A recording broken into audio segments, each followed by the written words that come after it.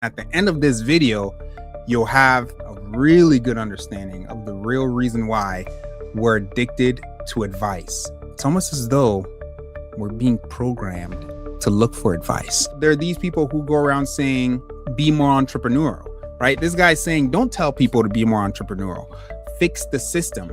But here's the truth that I'm gearing toward. You don't need more experts. You don't need more podcasts. You don't need more framework. You need more action. You need more people putting their hands to the work, because honestly, Ecclesiastes ends the debate. Whatever your hand finds to do, do it with all of your might. Death is coming. We're all going to pass, right? Opportunity is unpredictable. One may get it at 50, another may get it at 20. And when your moment arrives, last week I was watching a YouTube video that actually made sense. A lot of these type of things, sometimes you're like, yeah, I get it, but this one actually made sense. And there's a biblical foundation for it making sense, which makes it make sense even more. The real reason why you're addicted to advice. And look, we all know advice is good counseling from his word, counseling from the leaders in the church. But today we're drowning in knowledge and starving for action. You know, we're living in some of the most educated era in human history. Like, a lot of people have graduated. A lot of people have been to college. A lot of people know a lot of stuff. And somehow the least prepared to actually do anything. This is Barry. I just came across his videos last week. And at the end of this video, you'll have a really good understanding of the real reason why we're addicted to advice. Is that right now we are living through the most documented era of success advice in the history of the human race. Every morning, millions of people wake up, plug in their earbuds, and mainline interviews with the most successful people on the planet. CEOs of huge companies, Nobel Prize winning scientists, authors, billionaires. We've got plans, frameworks, morning routines, and actionable insights literally coming out of our ears. What if I told you that the way you are chasing love and success is the exact reason why you don't have either of them? And yet, statistically, we've never been less likely to achieve upward mobility. In fact, we're pretty much all less successful than our parents were at our age. In fact, we can't even afford a flat half the size of theirs, and we're working our asses off. On top of that, we've never been more anxious and more burnt out. I don't think that's a coincidence. Tales of success on one side and lives of relative failure on another. And the answer lies, I think, at the core of the success of podcasts like Diary of a CEO. I have a secret to tell you, and this is the second point in my diary this week. It's a secret that I only found out and started to deeply understand recently. When I say recently, I mean the last 24 months. It's a secret that I really started to understand, honestly, being completely honest with you, when I got rich and when I got rich friends. And those rich friends pulled back a certain curtain and allowed me to see behind it. For those people that are unfamiliar, Stephen Bartlett's podcast, Diary of a CEO, Diary of a Chief Executive Officer, has 50 million listeners. And on this podcast, Stephen interviews successful people, chief executives from every walk of life, chief executive celebrities, scientists, billionaires, gurus. And the show claims to give you actionable secrets, strategies, or frameworks, the ones that you need to become successful and live a better life. You have millions of people, mainline experts and interviews every single morning just dropping into your feed, just like a bird feeder, just dropping in. And we're the most anxious, we're the most burnt out. Like, burnout is like becoming so popular. And we are amongst some of the less successful people when we look at how successful we are compared to where our parents were, or where the American parent was maybe in the 1960s, 70s. And this actually reminded me of the Bible verse that King Solomon wrote about in Ecclesiastes. This will set you up, and it will actually blow your Easy. mind, because there are a lot of people that say, well, the Bible is this old text. Yeah, Nah, okay. stop playing. Yeah, people are really playing with knowledge here, because think about it.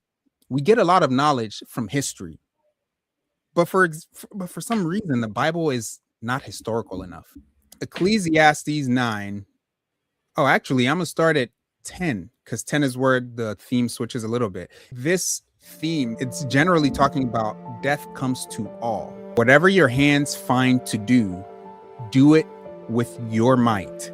For there is no work or thought or knowledge or wisdom in Sheol, which is hell, to which you are going. Again, I saw that under the sun the race is not to the swift, nor the battle to the strong, nor bread to the wise, nor riches to the intelligent, nor favor to those with knowledge, but time and chance happen to them all. For man does not know his time, like fish that were taken in an evil net, and like birds that are caught up in a snare, so the children of man are snared at an evil time, when it suddenly falls upon them. When it says something like, whatever your hand finds to do, do it with all of your might, you think about the times today, and we're studying life more than we're living it. Yeah, this is interesting. I mean, immediately we have a lot of access to things that is overload and nothing gets done. Just even thinking about it in the most simplest form, like when you have a lot of time to yourself, a lot of times we waste it. That before we know it, it's already 6 p.m. You're like, dang, hold on. I just watched one movie and it's already over. Ate breakfast. Dang, whoa. Yeah, right. More on the serious note, this society has too much access to pornographic materials that now they don't want to date no more. Now they don't want to get married, or they have too much access to the buns, you know, where they're going to these clubs, they ordering this or ordering escort, whatever. Like now they don't want to get married. They don't want the actual real thing that's beneficial for their lives, right? Too much motivation, right? You want this motivation, you know, so you can work out and get this 6-pack and chest that you saw advertised on, you know, YouTube. You have to wake up 5 a.m. every morning because you know, like those type of videos, and the music is like, you know, this theatrical type of motivation, but yet there's no consistency in the day-to-day, and I'm not claiming to be the perfect one in this area either. You know what I'm saying? Because I do have consistency struggles when it comes to you know, working out based on my schedule and based on my consistency. So I'm taking that and saying, hey, I know I can do better, X, Y, and Z. I don't need motivation to do that. I just know that I got to be more consistent in certain areas, right? So, but there's so much of this motivation and looking for who's the guy that can help me, or who's that one guy that's going to say something that everything's just going to click. Yeah, fall in line. Yeah, just fall in line, and then I'm going to be good. It's not going to happen if you don't build your own personal. So I'm pointing out, right? We have access to all these great things, which is in excess. You end up not even getting to the most optimal state. The pornography, the motivation, the do this for 30 days, the eat this and you'll lose weight, when you're not ever consistent in your diet, and 30 days in the span of 12 months is not going to be enough to sustain your results. You see what I'm saying? This bleeds into any area in life.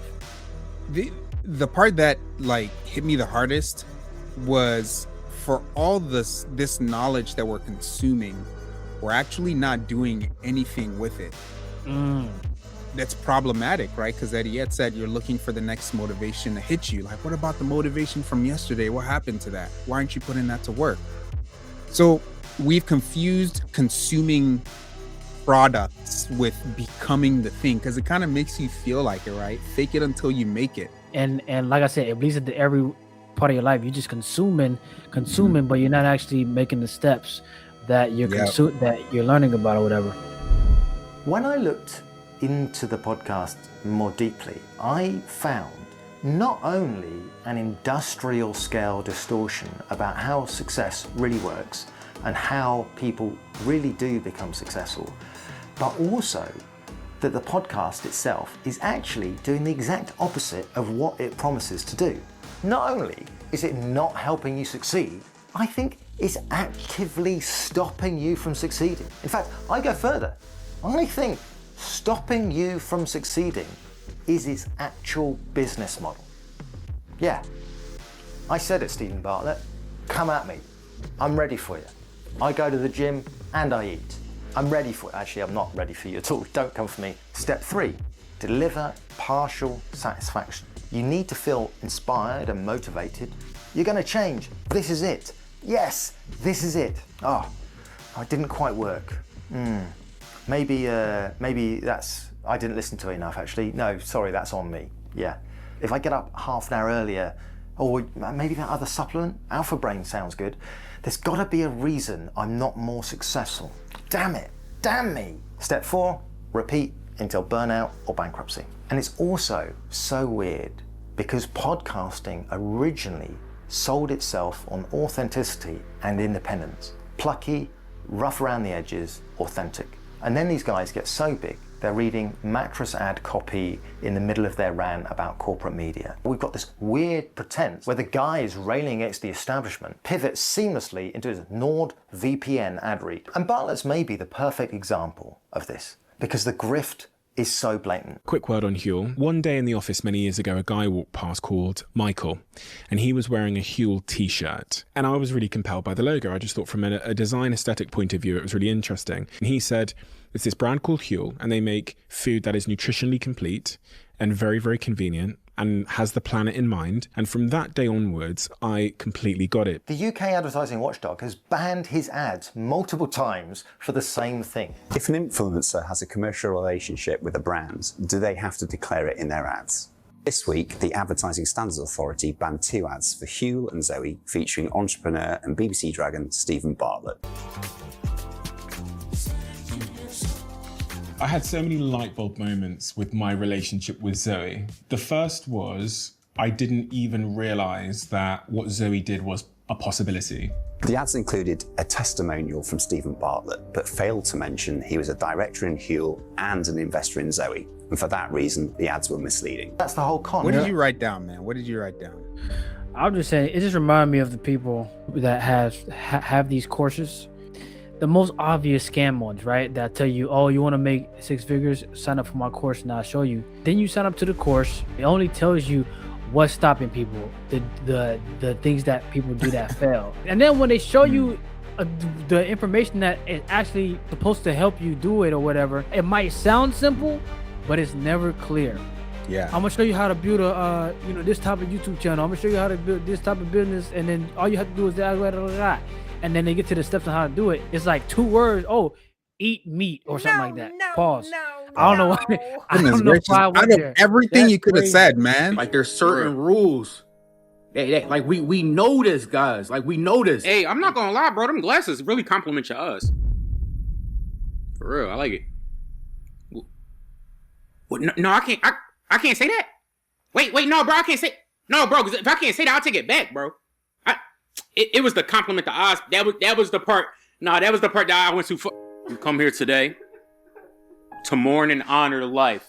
That's crazy. All the words I could have said. Something that Barry does very well in this video, I'd also advise you guys to go check out the full video, is he explains the loop really well, which is you feel inspired and then nothing changes. So then you consume more. And it turns out you that get a re-up. Yeah, it's like you run out of the gas. You fill up the gas tank of motivation and of excitement, but then if you don't use it, it's gonna be drained. Well, now you need to get more. it's not education, it's procrastination dressed up as productivity.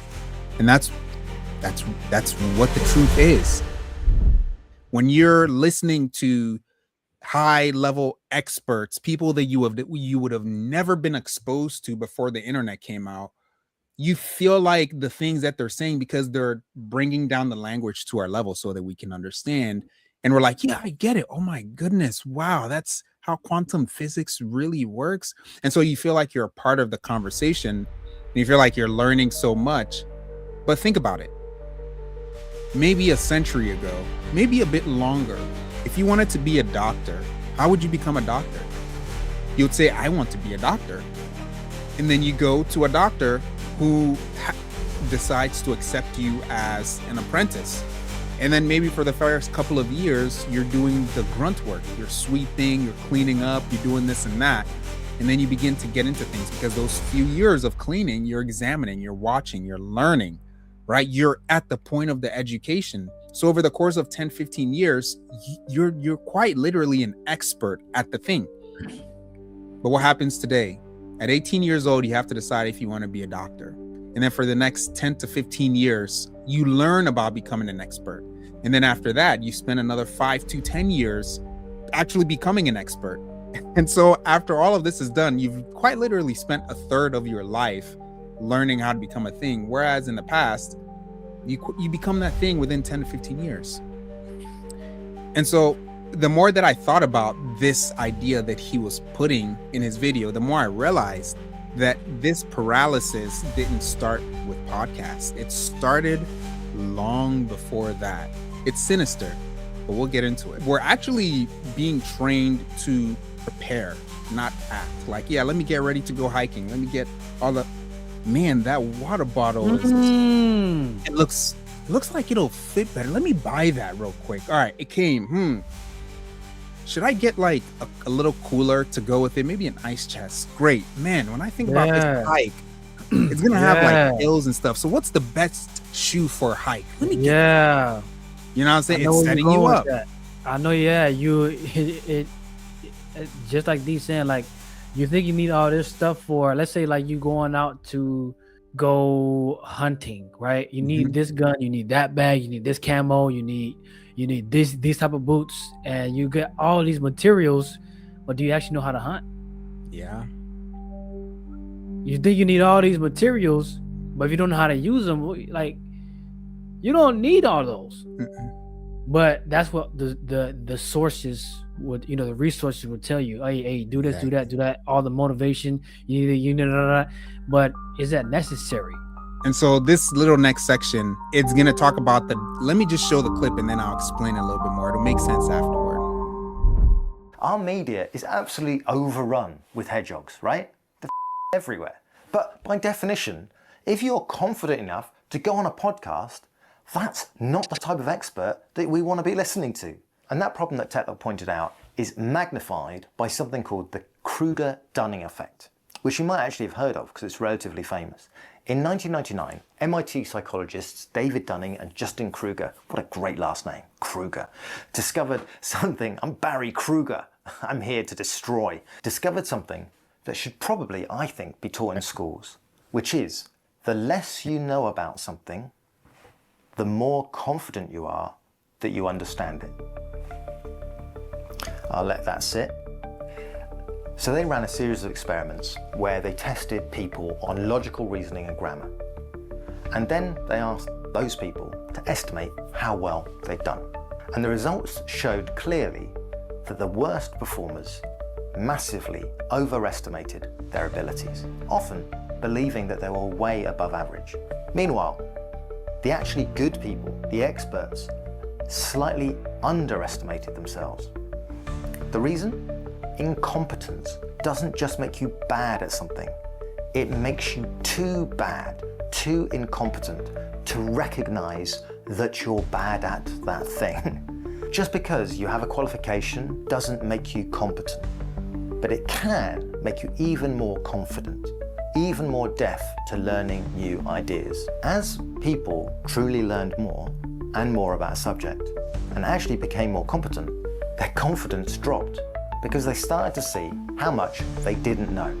Because real expertise breeds humility, whereas ignorance breeds confidence, which explains why the loudest voices in any room are often the least well-informed, and why Diary of a CEO only books confident founders instead of thoughtful experts. Loads of opportunities. I like how the Brits, come down to certain things like that. But yeah, that's it.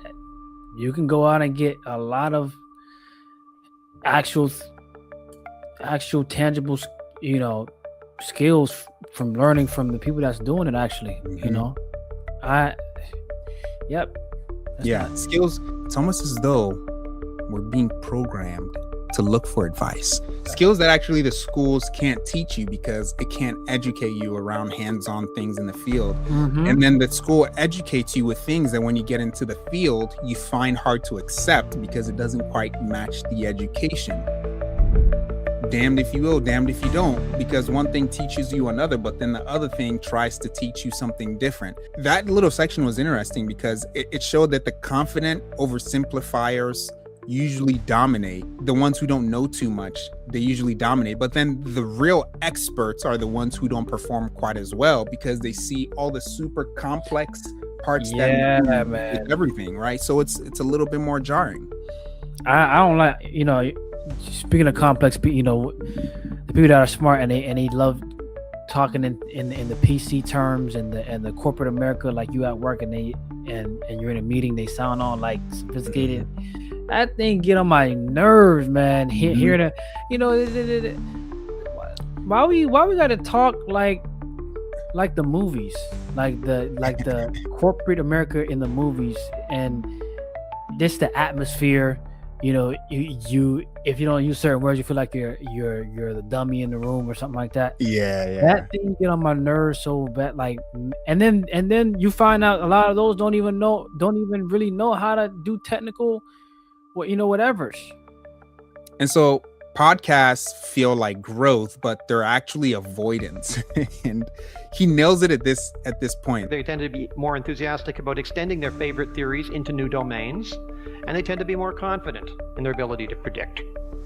Now, this is some data which I'll just go over very quickly. Foxes don't make good podcast. They don't make good media interview. They say things like, it depends, and there are multiple factors, and well, we can't know for sure. So they're asked to come on a podcast, they just say, well, no, I couldn't really simplify it, sorry. But hedgehogs line up for the podcast and say, I've got a formula, it's going to explain everything. Here's my formula for success. How to sleep better, how to live better, how to do everything better. And it's great TV, it's great podcast, because there's an implication that there is a formula. And that's great, isn't it? If there's a formula, I can follow the formula and I too can be successful. I can follow the 33 laws of business and life, which is, by the way, literally the title of Stephen Bartlett's book. Really? Amazing. I'm going to take those steps. Did they go to the gym? Did they eat? Yes, I'm already ahead of the game. Tetlock's research showed something further, that even experts who succeeded and had been successful before are actually terrible at predicting what's going to work in the future. I wonder why that would be. Well, it's because complex systems don't have formulas. Who would have thunk it? In fact, the formula is absolutely a retrospective illusion. It's people looking back on their path and connecting dots that only make sense in hindsight, but were never the plan to start with. But those experts, those soothsayers, they're the only people we're listening to. The hedgehogs. We're listening to confident people, because listening to confident people is just great, isn't it? It's so persuasive. Like we're all just exhausted by the chaos and the uncertainty of the world. And those people, they sound like they know what they're talking about. There's an answer out there. I mean, I haven't cracked it, but there is an answer out there. Oh, thank Christ. Our media is absolutely overrun with hedgehogs, right? They're everywhere. But by definition, if you're confident enough to go on a podcast, that's not the type of expert that we want to be listening to. AI safety expert. I read an AI safety expert. That's crazy. You can't know. Huh? Yeah, it's crazy. But what were you saying you disagreed with? That people who done well are just lucky. I think that's a small fraction when it comes to the big picture. I think a lot of people. There's actually a few things that I'm aware of when it comes to that. There are people that get in touch with the right people. There are people that get into the wrong side of morality, aka witchcraft. You know what I mean? Demonic worship. And then there's people that work hard and that make solid moves, in which you will find out they were making biblical moves without their knowledge, but they actually did things that the Bible taught. So I don't think that's luck. You know what I'm saying? But the ones that are lucky, you know, you could say the ones who probably won the lottery, you know, or the ones that if they had inheritance or whatever, you know, that the uncle that didn't have no kids gave to them, you know, stuff like that. You know, there are those cases, but I think when it comes to success, a lot of the times, a big portion is either you follow the biblical principles and you become successful, whether you know it or not, or you involve the devil and he blesses you for a season, and then you become well known, whether you're famous, whatever the case may be. I think those are the bigger pots.